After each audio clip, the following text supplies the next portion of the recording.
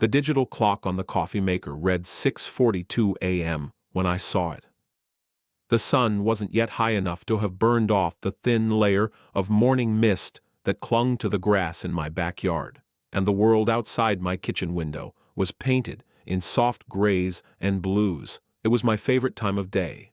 Quiet, orderly, a time for thinking. But on this particular Tuesday the quiet was broken not by a sound, but by a sight so jarring, so profoundly out of place, that my mind took a full 10 seconds to process it. There, parked squarely in the center of my workshop, was a Ford F350 King Ranch Edition, gleaming in a shade of metallic burgundy that seemed to mock the quiet dignity of the space it was violating. My workshop is not a garage. It is attached to my house, yes, but it was designed by my late wife, an architect of formidable talent, as a dedicated space for my hobbies.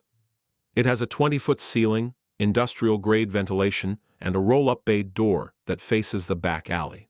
It smells of cutting oil, ozone from the welder, and old wood. It is a sanctuary of steel and precision, a library of tools where every hammer and micrometer has its designated place. And parked in the middle of it, its tires leaving faint tracks in the fine layer of metal dust on the concrete floor, was Carol's monument to her own self-importance. I stood at the window, my coffee cup halfway to my lips, and I just watched. The bay door was wide open, a gaping mouth that had swallowed this intruder. The truck's engine was off, but its presence was deafening. It was parked at a slight angle, not pulled in neatly, but rather driven in, with an air of triumphant carelessness, as if to say, "I can do this, therefore I will." I could see a new, crudely laminated sign zip-tied to the interior handle of the bay door. Even from 50 feet away, I could read the bold, imperative letters. HOA Common Use Area. Vehicles must be removed by 8 p.m. daily. I took a slow sip of my coffee. It was a dark roast from Colombia, and the bitter warmth was a familiar comfort. I lowered the cup and continued to watch my invaded space. I felt no anger. Not yet. Anger is a hot, messy emotion, and my professional life had trained me to view it as a liability. What I felt was a quiet, cold, and deeply analytical sense of disbelief. It was the same feeling I used to get in the old days, sitting across a deposition table from a patent infringer who had built a billion-dollar company on a stolen idea and was now, with a straight face, trying to explain how he had invented it himself in a dream. It was the audacity that fascinated me, the sheer, unadulterated gall. After another minute of observation, I saw movement. Carol emerged from the side door of my workshop, the one that led to her own manicured backyard. She was wearing a pink velour tracksuit and carrying a clipboard. This was her uniform of authority, the armor of the petty tyrant. She was the president of our homeowners association, a position she had pursued with the single-minded fervor of a zealot. She strode over to her truck, gave the front tire a proprietary pat, and then turned her attention to the large industrial workbench my wife and I had built together from reclaimed bowling alley lanes. She ran a finger along its surface, then looked at her finger with an expression of theatrical disgust. I decided it was time. I set my coffee cup down on the granite countertop, walked to the back door, and slid it open. The morning air was cool. I didn't step outside. I just stood in the doorway, my arms crossed. She didn't notice me at first. She was too busy inspecting my drill press, as if considering whether it met her exacting standards of community aesthetics. I waited. Patience is a tool, just like a wrench or a lathe. You have to know how and when to use it. Finally, she turned and saw me. A slow, smug smile spread across her face. It was a victor's smile. "Good morning, Arthur," she said, her voice dripping with condescension. "Glad to see you're up. I was just making sure the new common area was ready for its first official use." I said nothing. I just looked at her. I looked at her truck. I looked at the sign on my bay door. My silence seemed to unnerve her, more than any shouted objection could have. She was a performer, and she needed a scene partner. I was refusing to read my lines. Her smile tightened. As you know from the notice, the board voted last week to repurpose underutilized large-format accessory buildings for community use. Parking is at a premium, and your workshop was the logical choice. It's for the good of the community, Arthur. She said, the good of the community like a benediction. It was her favorite phrase, a rhetorical shield she used to justify every one of her intrusive whims.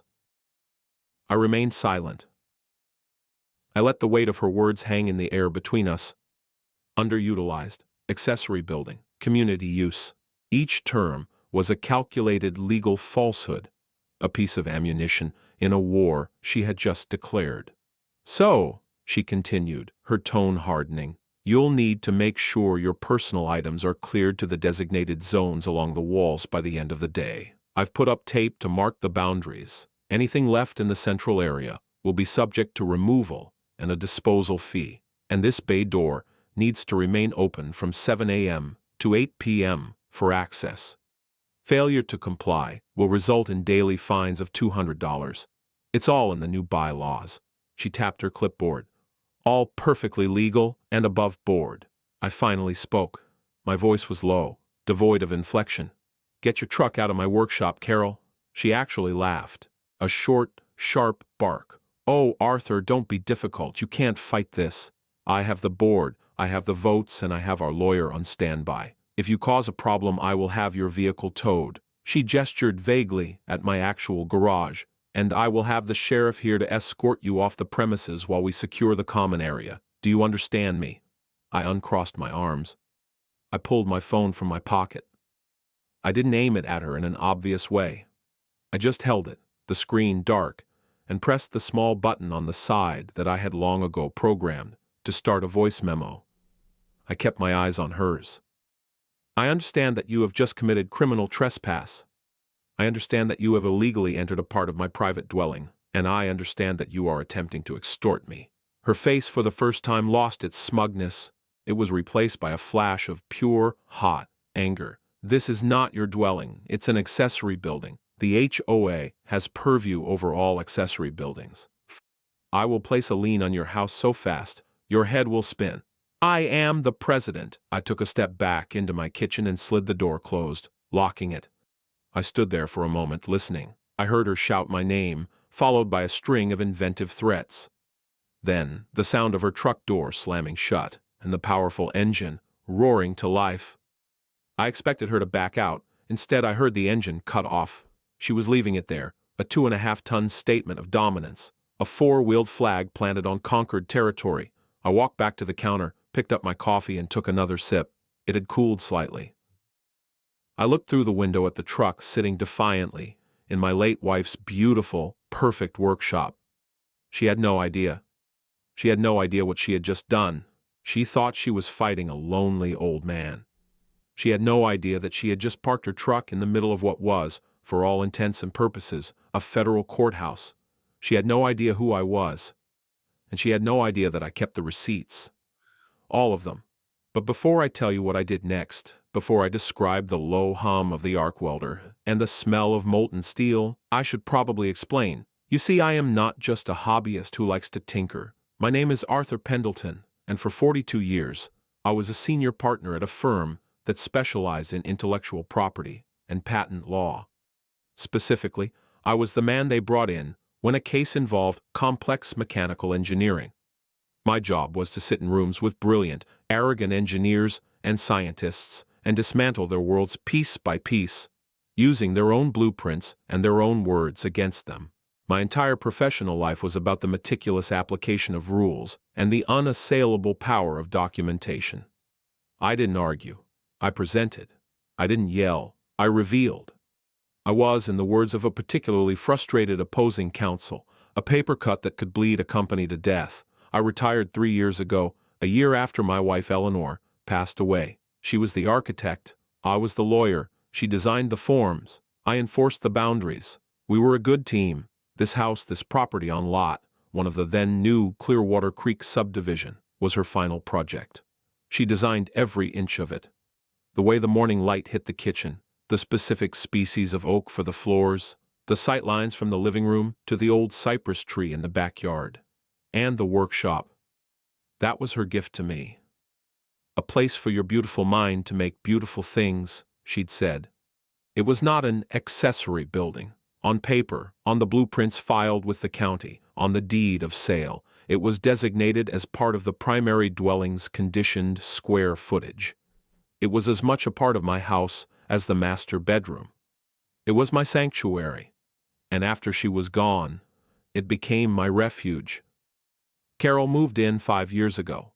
She was a recent divorcee with a large settlement and an even larger sense of entitlement. She immediately saw the HOA not as a boring necessity for maintaining common areas, but as a vehicle for her will. She ran for the board with a campaign of smiles, homemade cookies, and vague promises of restoring community values. She won, and within 6 months, she had bullied the other 2 members into making her president. Then, the reign of beige tyranny began.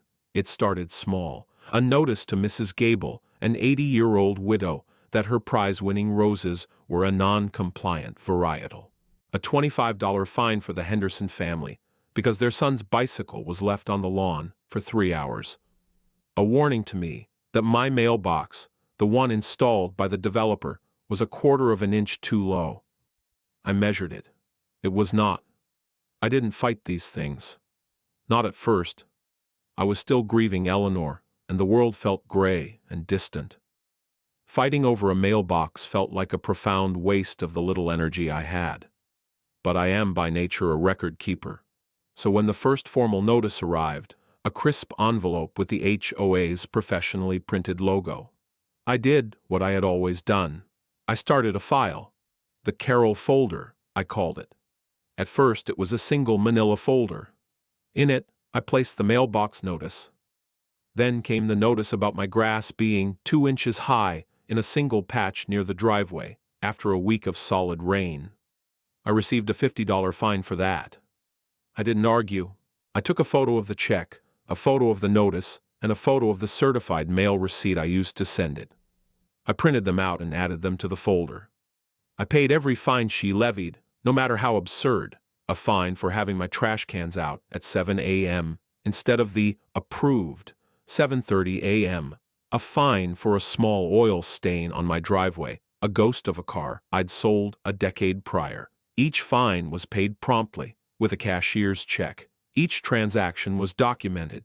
Each notice was preserved in a plastic sleeve. The folder became 2 folders, then a full drawer in the filing cabinet in my home office. I kept the receipts. On paper, it looked like I was the neighborhood's most compliant, yet consistently problematic, resident. On paper, I was building a case. I was not her only target, merely her most patient one. I'd hear the stories. Mr. Henderson, a retired accountant, was her favorite chew toy. His crime was a small vegetable garden in his backyard, visible from the street over his fence. Carol claimed it violated the aesthetic harmony of the neighborhood. She fined him weekly. He would argue with her at the monthly meetings, his face red with frustration, and she would calmly gavel him into silence, citing rules that didn't exist or were so vaguely worded as to be meaningless. She thrived on his emotional response. She fed on the community's fear and frustration. The issue with my workshop had been brewing for about 6 months. She started by calling it an eyesore at a meeting, even though it was designed by a renowned architect and had won a local design award. She called it a commercial-grade structure that had no place in a residential neighborhood. She was building a narrative. I knew then that it would become her focus, so I took my first proactive step. I drafted a simple, 1-page letter. It was polite, formal, and legally precise. It stated, "For the purposes of clarification and to prevent any future misunderstanding, please be advised that the structure attached to the western elevation of the dwelling at 1 Clearwater Creek Lane, Lot 1, is not an accessory building, as defined by the community's governing documents, or by county ordinance. Per the official plat and deed filed with the Montgomery County Clerk of Records, Book 482, page 19, this structure is an integral part of the primary residence. I attached a copy of the relevant page from the deed, with the section highlighted. I attached a copy of the original building permit, which clearly listed the workshop as part of the house's total square footage. I sent it via certified mail, return receipt requested. 2 weeks later, the little green card came back in the mail with her signature on it. She had received it. She never responded. The fines for other petty infractions continued, but she went silent on the workshop issue. I knew it wasn't over. She was not a person who admitted error and ignored fact. To her was a conquered fact. My letter, my documentation, was just an obstacle to be circumvented. Her silence was not acquiescence. It was preparation for a flanking maneuver. The stunt with her truck was that maneuver. It was a physical manifestation of her belief that her will could overwrite reality, that parking her truck in my building could retroactively change the deed. She had no idea that the signature on that green card was now Exhibit A. So back to that Tuesday morning after her shouting subsided, and I heard her storm back to her own house, I didn't immediately go to my workshop. My first instinct, the primal one, was to grab the heaviest wrench I owned and introduce it to the windshield of that ridiculous truck. But I am not a primal man. I am a procedural man. Anger passes. A documented process is eternal. Instead, I went back to my desk and got to work. First, I called George. George was my paralegal for 30 years. He retired when I did, but his mind was still a steel trap for procedural detail. He was more than a colleague. He was the archivist of my professional life. "George," I said when he answered, "I have a situation." I explained what had happened. I didn't embellish. I just stated the facts. The truck, the sign, the threats. George was silent for a long moment. I could hear the faint sound of him tapping on a keyboard. "Arthur," he said finally, his voice a low rumble of what I can only describe as delighted outrage. "She did what?" "She parked her F350 next to my Teague welder. Does she have any idea who you are? She seems to believe I am a lonely old man who can be intimidated by a clipboard and a loud voice." "Oh, this is going to be magnificent," George said, with the glee of a chess master who has just seen his opponent make a fatal, textbook blunder. "What do you need?" "I need you to go to the county records office. I want a freshly certified copy of the deed for Lot 1. I also want you to pull the master deed for the entire Clearwater Creek subdivision, the original developer's filing. All of it. And the complete HOA articles of incorporation and all filed amendments. I want a complete, documented history of this land from the moment it stopped being a farm." "Consider it done," he said. "I'll have it by lunch. What's your next move?" "I am securing my property," I said. "And then I believe I will take a short vacation." After I hung up with George, I went into the workshop. I had to use the interior door from the house, as she had left the main bay door open. The truck was immense. It smelled of new leather and that cloying, artificial pine tree air freshener. It was an astonishing violation of the space. I walked around it, my hands in my pockets. I didn't touch it.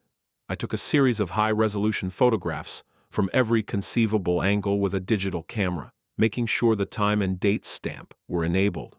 Photos of the truck, photos of the tires on my floor, photos of her laminated sign, photos of the empty space on her side of the property line, where she could have easily parked. Documentation. Then I looked at the bay door. It was a heavy commercial-grade roll-up door, made of interlocking steel slats. My welder, a Miller Dynasty 280, sat on its cart not 10 feet away. It was a beautiful machine, capable of joining two pieces of metal with the precision of a surgeon. An idea, cold and clean and perfect, bloomed in my mind. It was an elegant solution, a response in the language of my own space. I put on my welding helmet and leather gloves. I fired up the Miller. The hum of the cooling fan filled the workshop. I took a length of quarter-inch steel bar stock from a rack. I cut 4 sections, each 2 feet long. Then, starting at the bottom corner, I laid a bead of pure, hot weld, joining the edge of the steel door slat to the heavy-gauge steel of the door frame. The arc was a brilliant, searing blue-white. The smell of ozone filled the air, overpowering the scent of Carol's air freshener. I moved slowly, methodically, a tack weld here, a stitch weld there, and then a long, continuous, deeply penetrating bead. I welded all 4 corners, top and bottom. Then, for good measure, I ran a full 6-foot bead down each side, from my waist height down to the floor, physically fusing the door to its frame. It took me about an hour. It was not a subtle job. The welds were thick, ugly, and brutally strong. There would be no opening this door without an industrial-grade angle grinder or a cutting torch. I had, in effect, turned the door back into a wall with a 2.5-ton burgundy fossil trapped inside it. When I was finished, I turned off the welder and stood back to admire my work.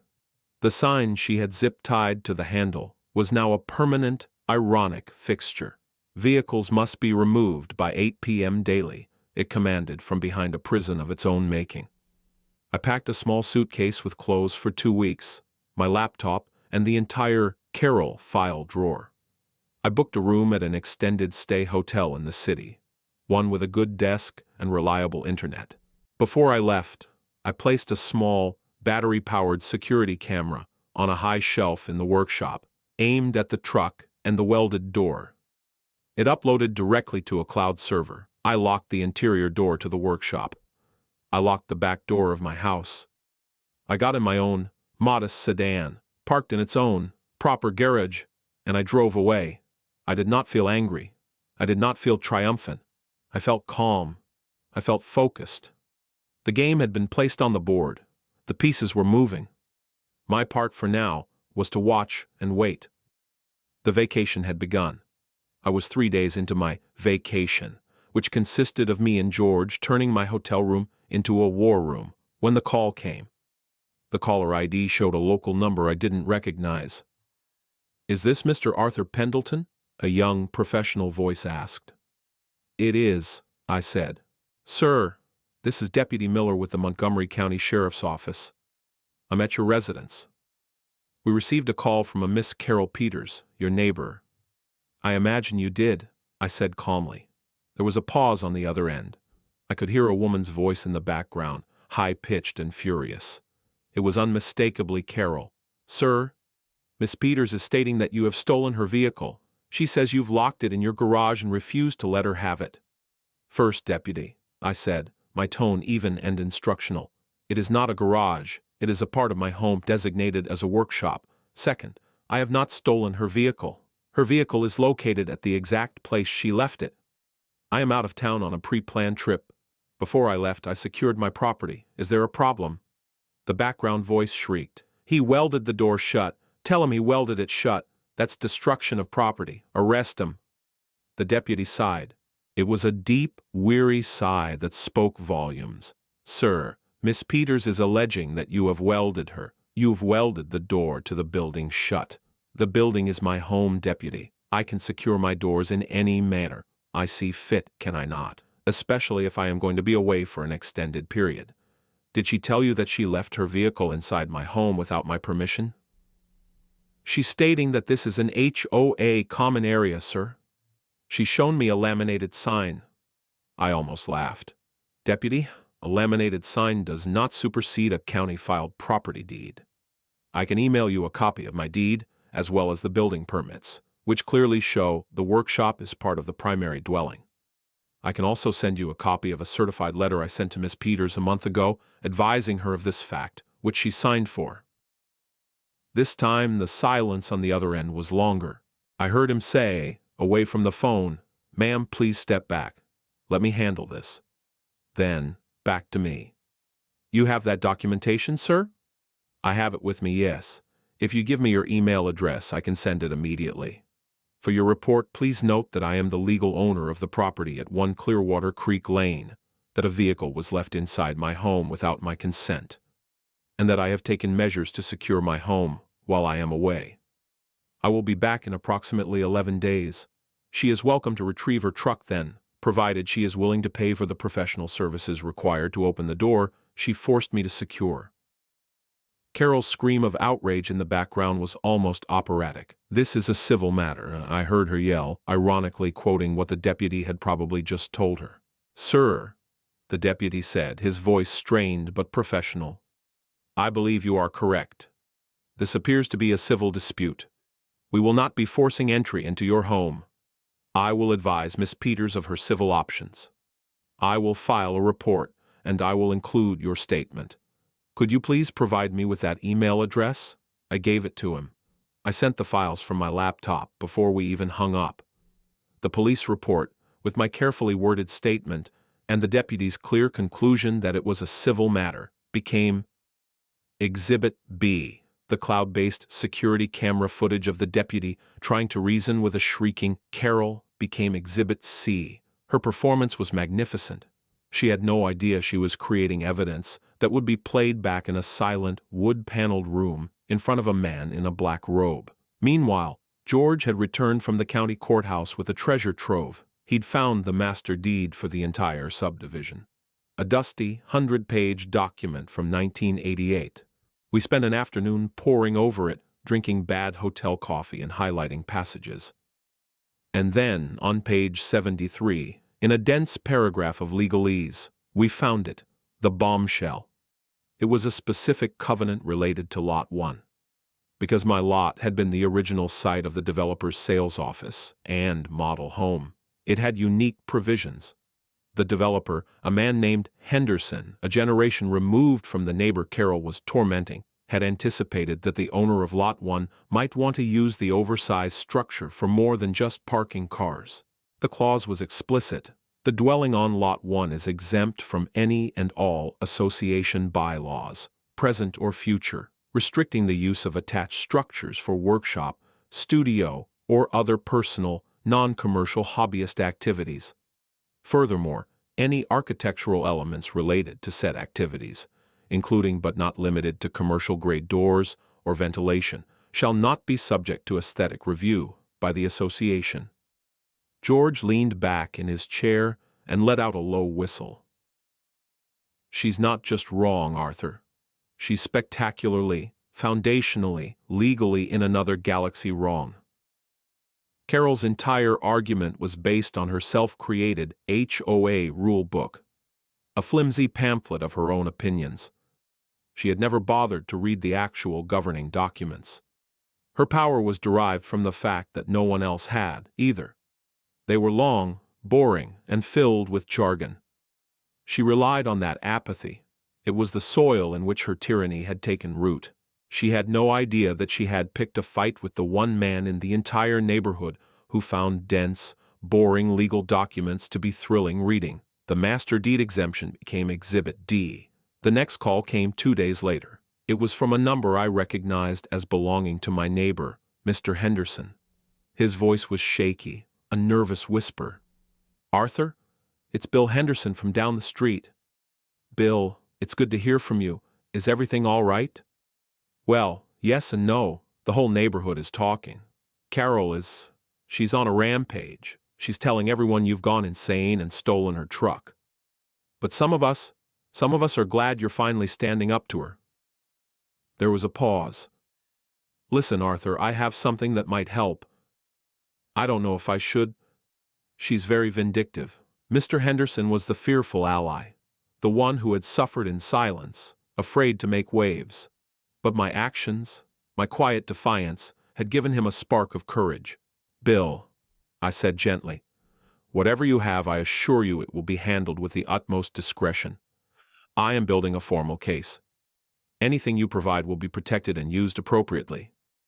He took a deep breath. "At the meeting last month, the one where she announced the new common area rule, I had my phone in my pocket. I record all the meetings now, ever since she tried to lie about what was said regarding my garden. She told the whole board that she had spoken to you personally and that you had agreed to the plan. She said you were happy to do your part for the community. I have it on tape, Arthur. The whole lie. I closed my eyes. It was better than I could have hoped. A direct, provable lie to the board to induce them to vote. It was fraud. Bill, I said, my voice full of a warmth that surprised me. You are a good man. Can you email me that file? I can do better, he said, his voice gaining strength. I'm going to go talk to Susan on the board. She only voted with Carol because she was told you had agreed. She's been feeling guilty about it. I think it's time we fix this. The audio recording became Exhibit E. The fearful ally had just delivered the sword. Bill was true to his word. The next day I received an email from a different address. It was from Susan Albright, the newest member of the HOA board. The disillusioned insider. Her email was short and to the point. Mr. Pendleton, Bill Henderson showed me what you are doing. I am ashamed of my part in this. Carol presented us with minutes from that meeting for approval. They were not accurate. They omitted her statement that you had consented. I have a copy of the fraudulent minutes she submitted. I am also willing to testify to the fact that my vote was based entirely on her false representation. Please let me know how I can help. The fraudulent meeting minutes became Exhibit F. The coalition was forming. Carol's base of power, built on intimidation and lies, was beginning to fracture under the first real pressure it had ever faced. The final piece fell into place on the 9th day of my vacation. Carol, unable to get the sheriff to act and facing a nascent rebellion in her own ranks, made her last, desperate and most glorious mistake. She had the HOA's lawyer, a man whose primary legal experience, I later learned, was in slip and fall cases, file for an emergency injunction in county court. The filing demanded that I be compelled to immediately cut open my workshop door and release her vehicle. It also demanded punitive damages for my malicious and antisocial behavior. George brought me a copy of the filing. I read it, and for the first time in this whole affair, I smiled. She had taken her case from the court of neighborhood opinion, which she could control, and delivered it into a court of law, which she could not. She had voluntarily placed her neck on the chopping block of formal evidence and sworn testimony. She had just paid the filing fee for her own execution. George, I said, handing the papers back to him. Call Catherine Webb. Tell her I have a pro bono case that will restore her faith in humanity. Catherine was the sharpest litigator I knew, a former protege of mine who had left to start her own firm. She specialized in taking apart corporate bullies. This would be like a vacation for her, too. The next 5 days were a blur of preparation. I finally checked out of the hotel. Catherine put me, George, Bill Henderson, and Susan Albright in a conference room. We spent 2 full days assembling the narrative. Catherine didn't want to just win. She wanted to dismantle Carol's entire world. We arranged the exhibits in a precise chronological order, designed for maximum impact. The deed, the master deed exemption, the certified letter, the police report, the photos, the audio recording, the fraudulent minutes. Each piece was a nail. Catherine was preparing to build a very sturdy coffin. The day of the hearing arrived. It was a beautiful, crisp autumn morning. The kind of day that makes you feel glad to be alive. I put on a simple gray suit, the same kind I had worn for 40 years. It felt like putting on an old, familiar uniform. The courtroom was small and smelled of floor polish and old paper. Carol was already there, sitting at the plaintiff's table with her lawyer. She was wearing a conservative navy blue suit, her face arranged into a mask of solemn victimhood. Behind her sat a half-dozen of her supporters from the neighborhood, a gallery of scowling sycophants. On our side of the aisle sat me, Catherine, George, Bill Henderson, and Susan. The battle lines were drawn. The judge was a woman named Esposito, known for her sharp mind and her utter lack of patience for frivolous lawsuits. Carol's lawyer began. He was a performer, just like his client. He waved his arms. His voice rose and fell in what he must have thought was a dramatic cadence. He spoke of community spirit and the social contract. He painted me as a reclusive, hostile old man, hoarding my space, lashing out at a benevolent community leader who was only trying to solve a parking problem. He described the welding of the door as an act of unprecedented aggression. Then Carol took the stand. It was a masterclass in performative victimhood. Her voice trembled. A single, perfect tear traced a path down her cheek as she described her fear and humiliation. She spoke of her duty as president, how she had to make tough choices for the good of all. She lied beautifully, seamlessly. She claimed we had a verbal understanding about the workshop. She said my actions had been a complete and terrifying surprise. On the stand, under oath, she repeated the lie that my workshop was a designated community common area. Judge Esposito listened, her face impassive. When Carol was finished, she looked at my lawyer. "Counselor, your witness." Catherine stood up. She was the picture of calm professionalism. "No questions for this witness, Your Honor." A flicker of confusion crossed Carol's face. She had been prepared for a fight, an argument. The lack of one seemed to throw her off balance. "In that case," Catherine said, "I would like to present our response. We will not be calling any witnesses. Our evidence is documentary. This was our strategy. We would not engage in a he said, she said. We would engage in a this is." Catherine walked to the clerk and handed over a binder. "Your Honor, we submit Defendant's Exhibit A, a certified copy of the deed to the property at 1 Clearwater Creek Lane, dated 1992. As you can see, the workshop is clearly included as part of the primary dwelling." The judge flipped through it. A long moment passed. "I see that." "Exhibit B, Your Honor. A certified copy of the original master deed for the entire Clearwater Creek subdivision, filed in 1988. I direct the court's attention to Article 9, Section 4, a covenant specific to Lot 1, which explicitly exempts the property from any HOA bylaws concerning the use of attached structures or their architectural elements, such as the door." The judge spent even longer reading this. She took off her glasses, polished them, and put them back on. She looked over at Carol and her lawyer. Their confident smirks were gone. They were beginning to look confused, like students who have just been told the test is on a book they never read. "Exhibit C, Your Honor. A copy of a certified mail receipt signed by the plaintiff, Miss Peters, on August 14th of this year, confirming she received a letter advising her of these very facts, a full month before she parked her vehicle in my client's home." The judge looked at the signature on the card, then at Carol. "Miss Peters, is this your signature?" Carol stammered. I get a lot of mail, I don't recall." "It is a simple question, Miss Peters. Is it your signature?" "Yes, but—" "Thank you," the judge said, cutting her off. She looked back at Catherine. "Continue, counselor." The room was tense now. The air crackled. This was no longer a squabble between neighbors. It was a methodical dissection. "Exhibit D, Your Honor. The official report from Deputy Miller of the Montgomery County Sheriff's Office, detailing his interaction with Miss Peters, in which my client's ownership was asserted, and Miss Peters was advised this was a civil matter." Catherine let that hang in the air for a moment.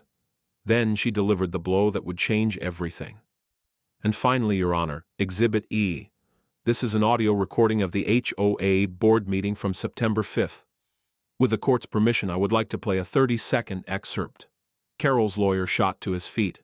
"Objection! Foundation! We don't know where this came from.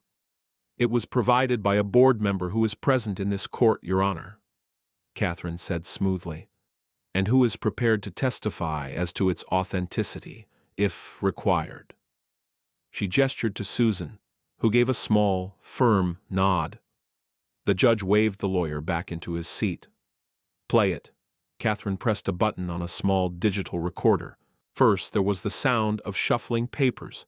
Then, a man's voice, Bill Henderson's, asking a question.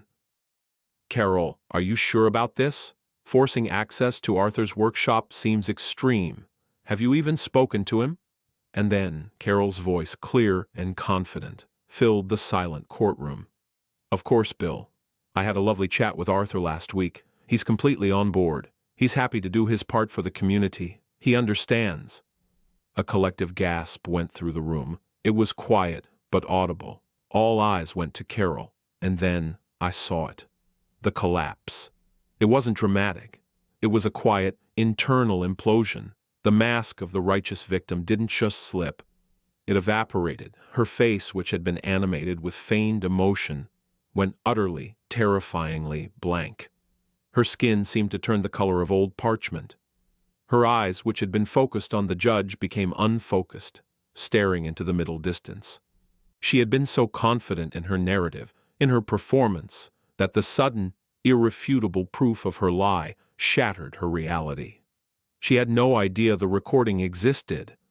In that moment, she understood that the game she was playing was not the game she thought she was playing. She understood that she was not the hero of this story. She understood, finally, that she had lost. Catherine let the silence stretch for a full 10 seconds before she spoke again. "And Exhibit F, Your Honor. The official meeting minutes submitted for approval by Miss Peters for that same meeting. You will note they make no mention of her conversation with my client. The lie that convinced the board to vote in her favor was conveniently omitted from the official record." Judge Esposito slowly, deliberately, took off her glasses. She placed them on her desk. She folded her hands and stared at Carol for a long, brutal minute. The silence was the loudest sound I had ever heard. "Miss Peters," the judge said, her voice dangerously soft, "you are the president of this homeowners association?" Carol couldn't speak. She just nodded, a tiny, spastic movement. "And you stood on that stand, under oath, and you told this court that you had a verbal understanding with Mr. Pendleton, and that this workshop was a common area. You said that, did you not?" Another tiny nod. "And yet the foundational documents of your own association, which you preside over, explicitly state the opposite. Documents you were formally advised of, in writing, and you lied to your own board to get them to approve your actions, and you submitted a falsified record of that meeting. And then you lied to this court, under oath. Have I summarized the morning's events accurately, counselor?" she asked, turning to Carol's lawyer. The lawyer looked like he wanted the floor to swallow him. Your Honor, there may have been a misunderstanding." "The only misunderstanding," Judge Esposito said, her voice rising from a whisper to a roar of controlled fury, "is your client's apparent belief that she is a law unto herself. The injunction is denied, with prejudice. I am ordering the plaintiff, Miss Peters, in her personal capacity, not the HOA, to pay all of Mr. Pendleton's legal fees. I am also ordering her to pay for any and all costs associated with the professional removal of her vehicle from Mr. Pendleton's private property, including the cost of repairing the door. And I am referring this entire matter, the falsified minutes, the testimony given here today, to the district attorney's office for a review of potential charges of perjury and fraud. Now get out of my courtroom." The aftermath was swift and total. The community, which had been held in thrall by Carol for years, turned on her overnight. The story of her humiliation in court and the potential for criminal charges spread like wildfire. Susan and Bill Henderson called an emergency meeting of the HOA. It was held in the community clubhouse, the same room where Carol had ruled as an absolute monarch. This time the room was packed not with her supporters, but with her victims.